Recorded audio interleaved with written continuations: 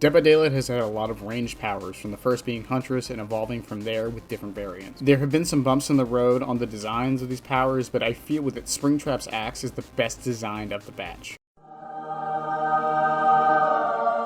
And the plan in today's video is to go over why I think that. Before we get into the axe itself, I want to talk about its feel. Hitting the axe just feels amazing, and it's hard to fully explain why, but I'll try. The sound of a hit being crunchy and instant on top of the slow movement of the axe, making the hit always have these moments of anticipation and then release.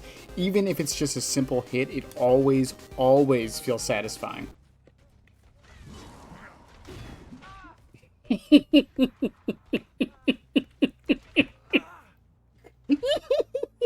The arc has weight to it, and this can be felt anytime it's thrown. This causes it to have an aggressive arc, which can be used to your advantage, but make it require a bit of thinking of your target's movements at longer ranges, and allows the axe to be used for orbitals, and while not always practical, again, always feels satisfying to pull off.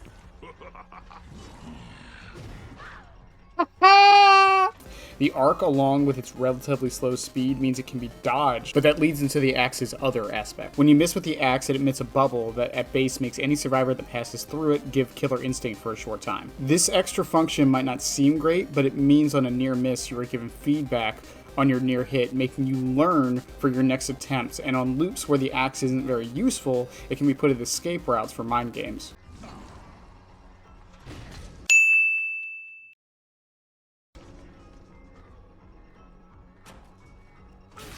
Many abilities in games that are considered well designed often have two functions in mind, and the axe actually has a third function. Springtrap is a 110 movement speed killer, just like Deathslinger, but this is only when he has his axe ready. While it's out for any reason, he becomes 115, much like many of the other killers. There's a lot of reasons for this. What I want to talk about, though, is zoning. I did say almost perfect in the title, and more than likely the thumbnail if you've seen it. Now, for his zoning, all I think needs to be done is making lowering the axe have more of a slowdown. And it's fine. Much like other killers, zoning will always be a thing.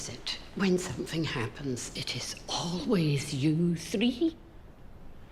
And with how easy it can be to dodge at close range, I don't think it is as much of a massive issue. However, there are precautions we can do to make it not as necessary. But the axe being thrown, giving you the move speed buff on top of every little thing that leads to what I have said, I think it's the best aspect. It makes you want to throw the axe. You are slightly punished for missing, but the combo of everything makes it a power you want to chuck out at any chance you get. Unacceptable? Did you see the axe? They chuck the bitch. It even leads to some decision making. Are you really far from a target? Maybe better to just throw the axe to get the move speed so you can catch up, but maybe it'll still be on CD by the time you get up there in range.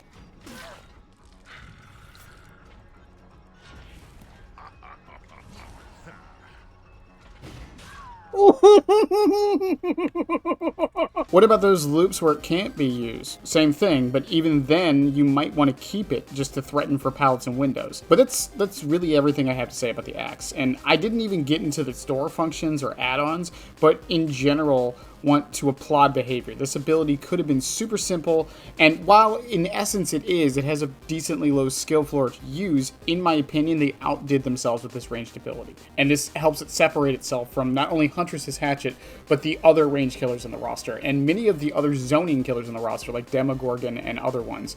While with them, you can be extremely punished for throwing the axe and missing, Springtrap really isn't punished, which some see as a bad thing, and while I do again agree that he should be punished for lowering his axe, I don't think he should be punished for throwing it nearly as much. We want the killer to use the power, so we need to reward them for using it, even if it's going to result in a miss. And again, this isn't even going into his amazing add-on design in my opinion, with a couple exceptions. This is worthless. It's less than worthless, my boy. On top of the fact that the security doors allow for different playstyles, and let's not forget that he is an M2 killer who can be a realistic M1 killer, allowing for probably one of the most diverse building killers in the entire game.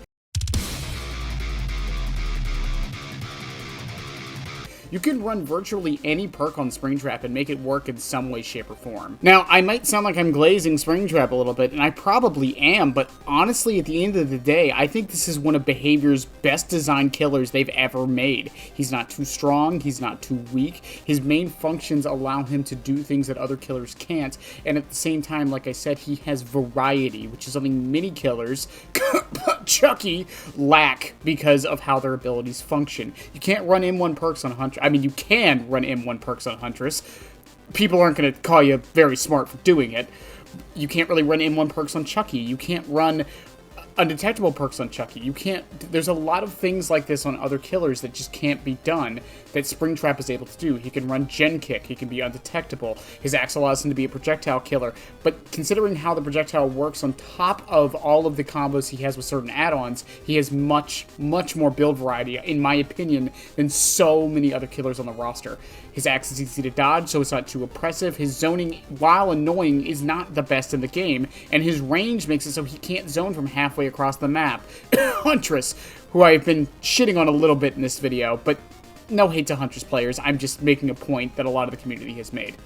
But overall, Springtrap is extremely well designed, and I think the axe is just part of that. And while this video was much shorter than some of my other ones, I do think that it was necessary to make, and a lot of people wanted to see me make this.